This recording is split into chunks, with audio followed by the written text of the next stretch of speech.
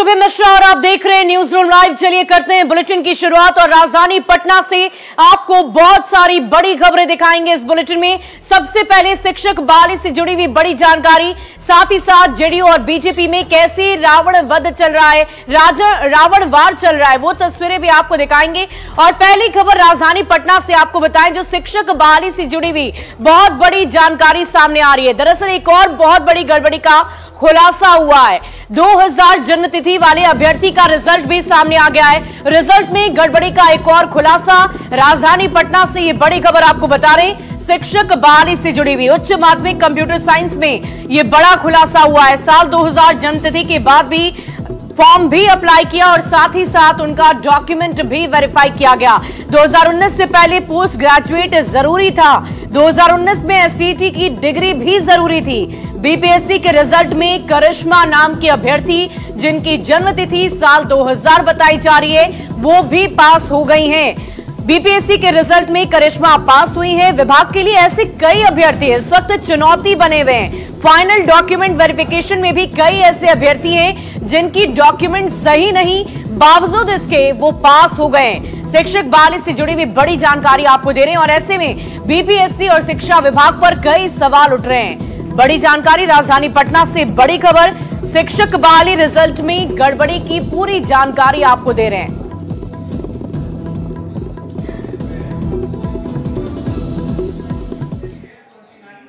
और देखिए, शिक्षक बहाली से जुड़ी हुई बहुत सारी गड़बड़ियां सामने आई है, जैसे न्यूज 18 बिहार झारखंड ने बहुत ही प्रमुखता के साथ आपको दिखाया है। एक एक गड़बड़ी हम आपको अब तक कौन कौन सी गड़बड़ियां हमारे सामने आई है वो सारी गड़बड़ियां आपको बताते हैं। सबसे पहली गड़बड़ी उच्च माध्यमिक के कंप्यूटर साइंस में हुई है। वो गड़बड़ी भी हमने आपको पूरी जानकारी दी थी कि कैसे एक अभ्यर्थी का रिजल्ट सामने आ गया। फर्जी अभ्यर्थियों के चयन का आरोप लगाया जा रहा है। जो अभ्यर्थी हैं उनकी तरफ से ये आरोप लग रहे हैं कि फर्जी अभ्यर्थियों का चयन किया गया है। डॉक्यूमेंट वेरिफिकेशन में गड़बड़ी के आरोप लग रहे हैं। फॉर्म अप्लाई किए गए, रिजल्ट आया और जब डॉक्यूमेंट वेरीफाई कराया जा रहा है तो वहां पर भी गड़बड़ी है। प्राइमरी में बीएड का रिजल्ट जारी हो गया है। सुप्रीम कोर्ट ने बीएड पर रोक लगाई थी, बावजूद इन शिक्षकों का रिजल्ट कैसे आया, ये एक बहुत बड़ा सवाल है। रिजल्ट के बाद डॉक्यूमेंट वेरिफिकेशन भी करा दिया गया। अब आप जरा सोचिए, जिन अभ्यर्थियों की योग्यता ही नहीं है, जिन्हें अनुमति ही नहीं दी गई है, उनका पहले रिजल्ट आता है और फिर डॉक्यूमेंट भी वेरीफाई कर दिए जाते हैं। पश्चिम चंपारण में पकड़ में महिला अभ्यर्थी नहीं आ पाई है। वेरिफिकेशन के बाद उन्हें ट्रेनिंग लेटर भी दे दी गई है।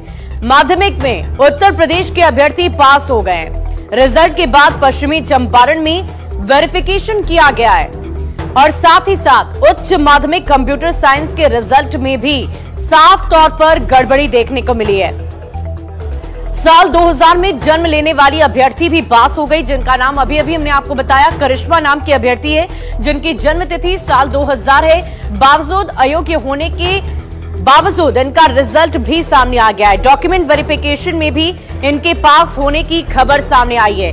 कई अयोग्य अभ्यर्थियों के चुने जाने की खबर है। तो पूरी जानकारी हमने आपको दी कि गड़बड़ी अब तक बहुत सारी हुई है और इन गड़बड़ियों को न्यूज 18 बिहार झारखंड ने बहुत ही प्रमुखता के साथ दिखाया है कि कैसे कैसे डॉक्यूमेंट वेरिफिकेशन में भी गड़बड़ियां हुई है। जहां जहां किसी के जन्म प्रमाण पत्र में अगर 2000 ईस्वी रखी गई है, जो अयोग्य अभ्यर्थी हैं उनके भी रिजल्ट जारी कर दिए गए हैं। साथ ही साथ माध्यमिक परीक्षा की बात करें तो दूसरे प्रदेशों को इसके जो अभ्यर्थी हैं उन्हें इसकी अनुमति नहीं थी, बावजूद उन्होंने परीक्षा तो लिखी और उनका रिजल्ट भी आ गया है।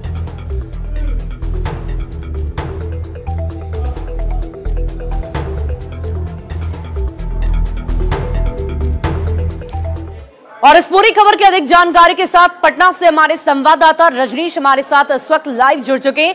रजनीश, एक नहीं बल्कि कई सारी गड़बड़ियां हमारे सामने हैं। न्यूज 18 बिहार झारखंड बार बार इन गड़बड़ियों को, अभ्यर्थियों के समस्याओं को सामने दिखा रहा है, लेकिन सवाल तो ये है कि अब आगे क्या? इससे छवि तो धूमिल हो ही रही है, साथ ही साथ अभ्यर्थियों का भविष्य भी अधर में। बिल्कुल शुभी, जितनी गड़बड़ियां सामने आ रही है, न्यूज 18 बारी बारी से उन गड़बड़ियों का जो है पर्दाफाश कर रहा है, लेकिन सवाल कई हैं। एक जो मुख्य मांग है अभ्यर्थियों की, सबसे पहले बीपीएससी ने जो दावा किया था कि हम ट्रांसपेरेंसी बरत रहे हैं और कहीं से कोई गड़बड़ी नहीं होगी, तो निश्चित रूप से दावा फेल हुआ है। हम अभी भी अपील कर रहे हैं कि विषयवार वर्गवार जो है आप कटअप जो है वो जारी कर दें कि कितने कटअप पर जो है किस श्रेणी के अभ्यर्थियों का सिलेक्शन हुआ है, किस विषय के अभ्यर्थियों का सिलेक्शन हुआ है। अगर आप कटअप जारी करते हैं तो ये परेशानी जो है आधी दूर हो जाएगी और जो अभ्यर्थी हैं वो संतुष्ट भी हो जाएंगे। अब तक कटअप की चर्चा नहीं हुई है। दूसरी बड़ी बात है कि जो गड़बड़ी है आपको बता रहे हैं कि जब बीएड अभ्यर्थियों के रिजल्ट पर रोक लगी थी सुप्रीम कोर्ट से, बीपीएससी ने उसको फॉलो किया, बीएड का रिजल्ट जारी नहीं हुआ है। 3,80,000 अभ्यर्थी इंतजार करते रह गए और उनको अंतिम समय में परीक्षा के बाद झटका लग गया और वो मायूस हो गए। उसी में से कुछ ऐसे अभ्यर्थी हैं जिनका हमने खुलासा किया है कि 1 to 5 में बीएड होते हुए भी उनका रिजल्ट जारी हो गया, और रिजल्ट अगर जारी हुआ, एक चरण में गलती हुई, दूसरे चरण में डॉक्यूमेंट्स वेरिफिकेशन में भी वो पकड़ में नहीं आई और उनको बतौर ट्रेनिंग में भेज दिया गया। दूसरी बड़ी गड़बड़ी, सामाजिक विज्ञान में बिहार का निवासी होना अनिवार्य था सोशल साइंस में, यानी जिस वक्त एसटीईटी की परीक्षा ली गई थी 2011 और 2019 में, उस वक्त बिहार में डोमिसाइल नीति लागू थी। जब डोमिसाइल नीति लागू थी तो इसमें अनिवार्य था कि बिहार के अभ्यर्थी ही फॉर्म फिलअप करेंगे शिक्षक बहाली के लिए, जिनके पास एस्टेट की डिग्री होगी। लेकिन इसमें सामाजिक विज्ञान में उत्तर प्रदेश के छात्र चितरंजन कुमार ने अप्लाई किया और ना सिर्फ इनका रिजल्ट आया बल्कि डॉक्यूमेंट्स वेरिफिकेशन जो अंतिम स्तर से हुआ, इनका चयन हो गया। तीसरी बड़ी गड़बड़ी, जो सबसे बड़ी गड़बड़ी हम मान सकते हैं इसको, कि यह है करिश्मा कुमारी। जन्म लेती है 2000 में और ये सिलेक्ट हो जाती है कंप्यूटर साइंस से, उच्च माध्यमिक में सिलेक्ट हो जाती है। हैरानी की बात यह है कि 2019 में 21 साल कैसे पूरा कर ली, एस्टेट की डिग्री ये कैसे हासिल कर ली, इसके साथ साथ एस्टेट से पहले इसने पोस्ट ग्रेजुएट की डिग्री कैसे हासिल कर ली, यानी जो टेक्निकल, चाहे वो एमसीए की बात करेंगे, एमटेक की बात करेंगे, इसने कैसे हासिल कर ली। ये तमाम सवाल हैं। अयोग्य अभ्यर्थी जो हैं उनका चयन कैसे हो गया। अभी जो खबर आ रही है शुभी कि करिश्मा कुमारी का मधुबनी में सिलेक्शन भी हो गया है, इसकी जांच जरूरी है क्योंकि हम दावा नहीं कर रहे हैं, जो सूचना मिल रही है करिश्मा कुमारी का सिलेक्शन भी हो गया है। यानी दो स्तर पर जो है, एक तरह से द्विस्तरीय जो है वेरिफिकेशन चल रहा था।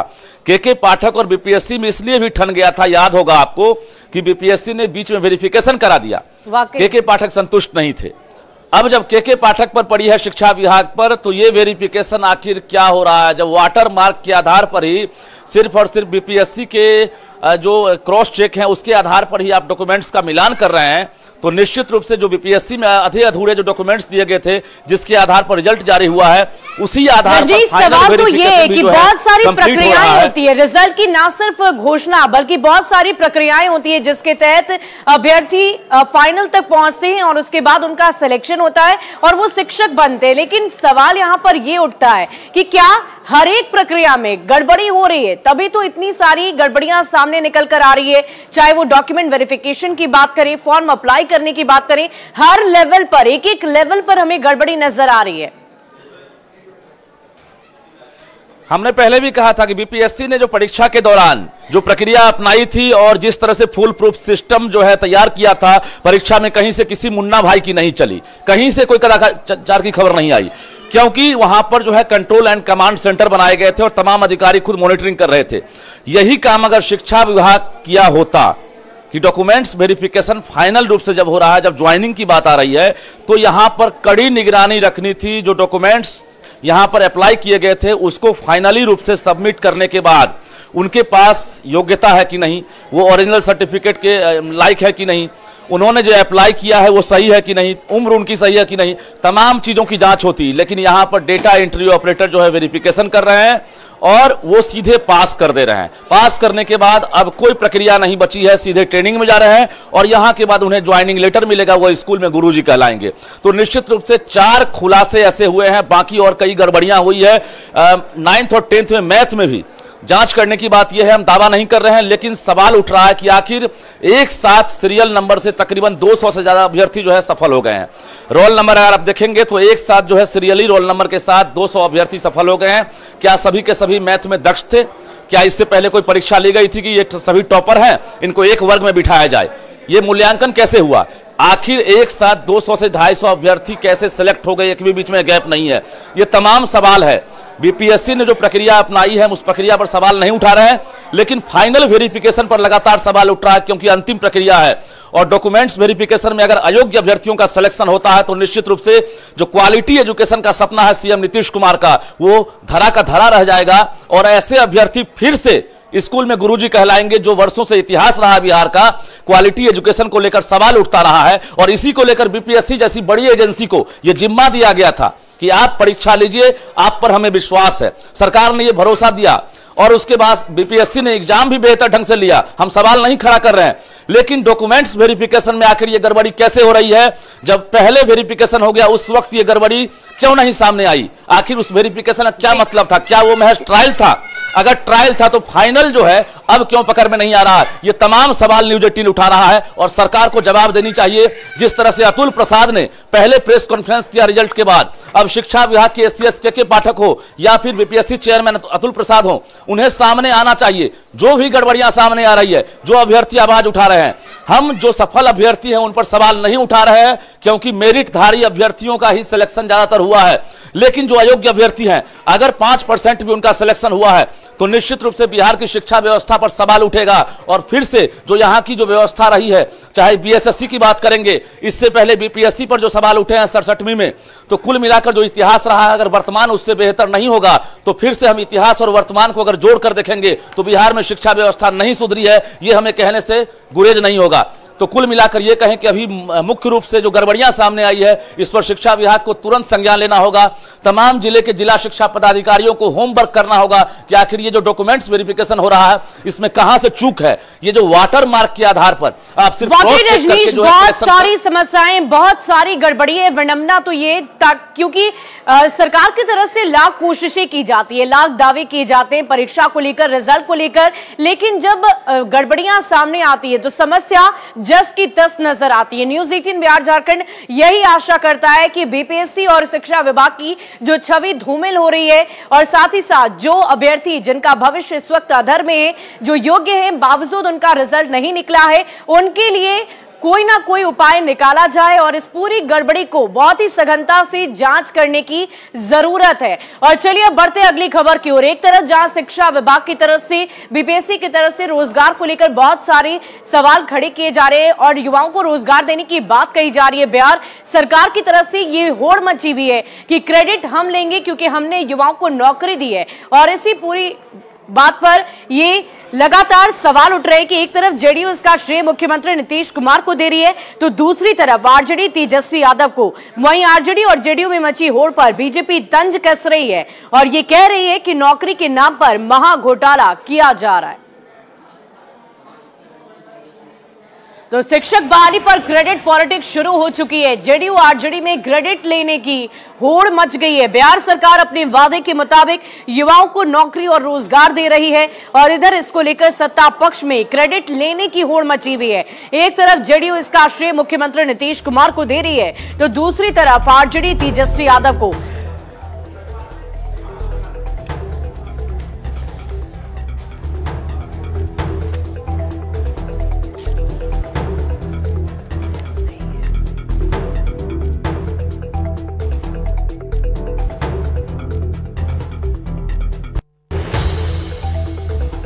और ये पोस्टर इस वक्त आप देख पा रहे होंगे, जेडीयू और आरजेडी दोनों में ही क्रेडिट लेने की होड़ मची हुई है। शिक्षक बहाली पर क्रेडिट पॉलिटिक्स शुरू हो चुकी है। एक तरफ जहां अभ्यर्थियों की समस्याएं जस की तस बनी हुई है, रिजल्ट में बहुत सारी गड़बड़ियां हो रही है, बावजूद इसके राजनीति अब शुरू कर दी गई है।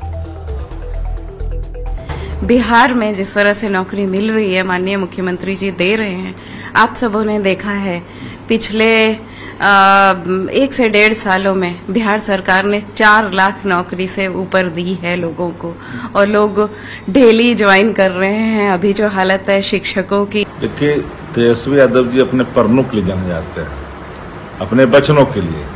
रोजगार नौकरी देने का जो वचन दिया था वो लागू बिहार के अंदर देश देख रही है। 2 तारीख को जो मेगा शो होगा, देश की नजर बिहार पर है और वो परिवर्तन का राह देश अख्तियार करेगा 2 तारीख के बाद। रोजगार के सवाल पर आज कहां दर दर की ठोकरें लोग खाते हैं, तेजस्वी ने दिखाया नीतीश जी के नेतृत्व में। बिहार में नियुक्ति पत्र और रोजगार देने के नाम पे ये जो महा घोटाला हो रहा है, इसके क्रेडिट लेने की होड़ में चाचा भतीजा दोनों एक दूसरे के सामने खड़े हैं। इसका श्रेय कौन लेगा, इसी बात के लिए इन दोनों के बीच में और इनके समर्थकों के बीच में लड़ाई चल रही है। भाई ये तो वही बात हो गई कि बंदर जब रोटी बांटता है तो रोटी किसके हिस्से आती है यही तय नहीं हो पाता है। और रावण दहन के बाद भले ही दशहरा का समापन हो गया हो, लेकिन बिहार की राजनीति में अभी भी रावण युद्ध छिड़ा हुआ है। दरअसल हम बात कर रहे हैं सोशल मीडिया प्लेटफॉर्म एक्स की। यहां पर जेडीयू और बीजेपी के बीच वार पलटवार लगातार जारी है। क्या कुछ लिख रहे हैं राजनेता, वो भी तस्वीर हम आपको दिखाएंगे, लेकिन वार पलटवार का सिलसिला लगातार जारी है। पहले बीजेपी अध्यक्ष सम्राट चौधरी ने पोस्ट किया, फिर उसके जवाब में जेडीयू एमएलसी का पोस्ट आया। सम्राट चौधरी ने रावण मेघनाद कुंभकर्ण के पुतले की जगह इनके पुतले पर चारा चोर, पलटी मार और 9वीं फेल लिखकर तस्वीर को साझा कर दी, जिसके जवाब में जेडीयू एमएलसी नीरज कुमार ने एक पोस्टर जारी कर दिया है, जिसमें सम्राट चौधरी को रावण के रूप में दिखाया गया और लिखा कि फर्जी राष्ट्रवादी, फर्जी सनातनी, फर्जी पगड़ीधारी, फर्जी नामधारी, फर्जी उम्रधारी, फर्जी डिग्रीधारी और सभी फर्जीवाड़े का अंत अग्निवीर युवा करेंगे।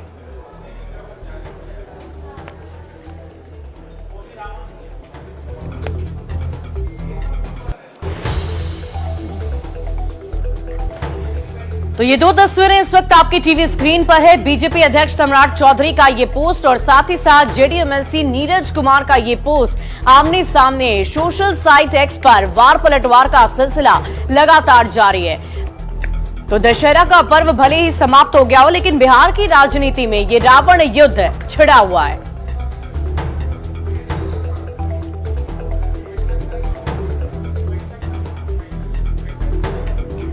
वही पोस्टर वॉर के बाद अब आरजेडी और कांग्रेस की प्रतिक्रियाएं भी सामने आ रही है। क्या कुछ कह रहे हैं आरजेडी और कांग्रेस के नेता, आप भी सुने। पार्टी के प्रदेश अध्यक्ष जिस तरह का ट्वीट कर रहे हैं और जिस तरह का उन्होंने वातावरण का निर्माण किया है, ये कहीं से भी लोगों के बीच स्वीकार नहीं है। और इसी के कारण बेचैनी और बौखलाहट जो भाजपा खेमे में दिख रही है और भाजपा बेचैनी और बौखलाहट में जिस तरह का कृत्य कर रही है, उससे स्पष्ट होता है कि आने वाले समय 2024 के चुनाव में भारतीय जनता पार्टी और भारतीय जनता पार्टी की जो नीतियां चल रही हैं, उसके खिलाफ जो आम आवाम में गुस्सा है, जो आम आवाम में माहौल दिख रहा है, वो कहीं ना कहीं परिवर्तन का माहौल है। इसी कारण से भाजपा के लोग बेचैनी में ऐसा कृत्य कर रहे हैं। ये तो बिल्कुल सिंपल सी बात है कि हर पार्टी के हर कार्यकर्ता ये चाहेंगे कि हमारे जो नेता होते हैं, उनके जो नेता होते हैं, वो अपने शीर्ष पद पर जाएं। तो नीरज कुमार जी अपनी भावना को व्यक्त कर रहे हैं और दूसरी तरफ जो उन्होंने एटम बम का रेफर किया, वो एटम बम इंडिया अलायंस के रूप में है। और कहीं ना कहीं ये बिल्कुल सच्चाई है कि 2024 में केंद्र सरकार में बैठी जो तानाशाही सरकार है मोदी सरकार के, उसका जाना तय है और देश को बहुत जल्द बेरोजगारी और महंगाई से निजात मिलने वाली है।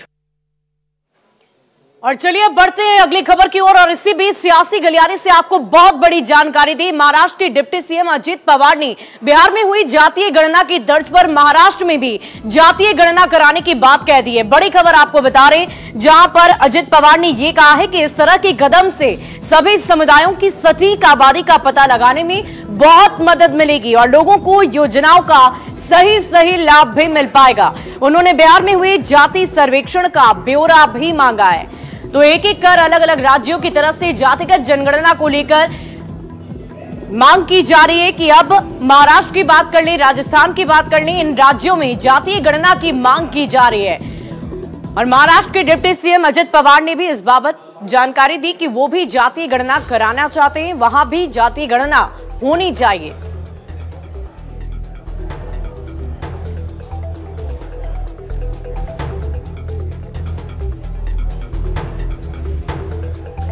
तो बिहार की जातीय सर्वे का ब्यौरा मांगा गया है और अलग अलग राज्यों में जहां पर जातिगत जनगणना की मांग की जा रही है, उन राज्यों की जानकारी हम आपको देंगे।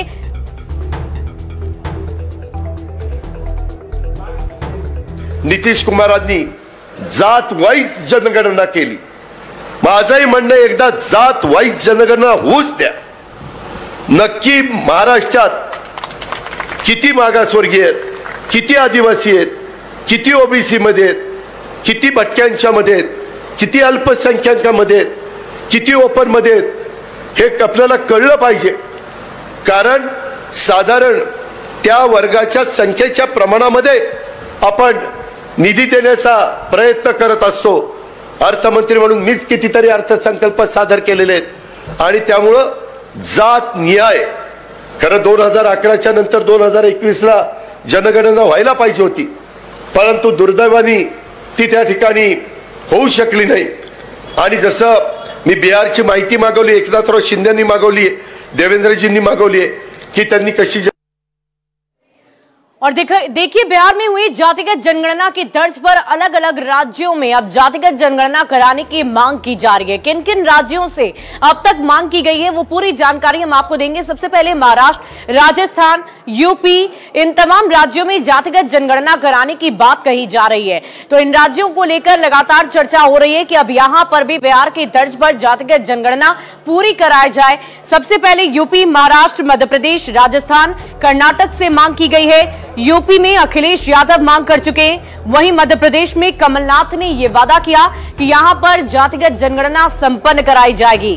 इसके अलावा राजस्थान में गहलोत सरकार ने भी इसका समर्थन किया है. वहां से भी मांग आई कि जातिगत जनगणना करानी है और बिहार की तर्ज पर अब राजस्थान में भी जातिगत जनगणना संपन्न कराई जाएगी.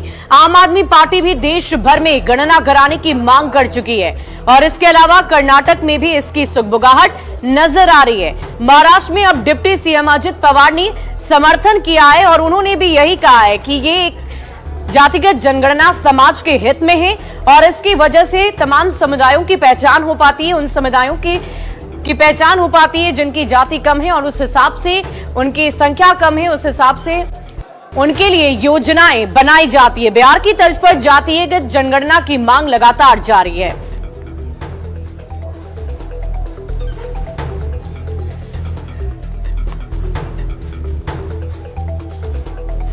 और इसी बीच कटिहार से आपको बड़ी खबर बताएं, जहां डीएसपी बॉडीगार्ड मामले में एक नया मोड़ सामने आया है. बताया जा रहा है कि गोली चलाते वक्त मिस फायरिंग की गई.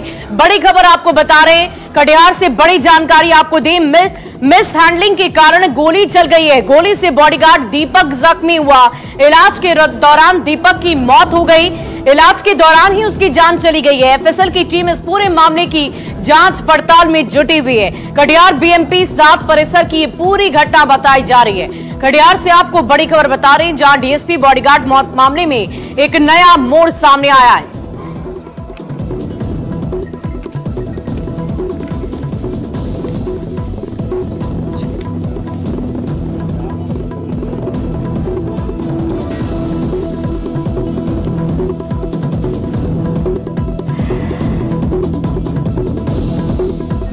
और फिलहाल इस बुलेटिन में अभी के लिए बस इतना ही, लेकिन न्यूज़ 18 बिहार झारखंड पर खबरों का सिलसिला लगातार जारी है.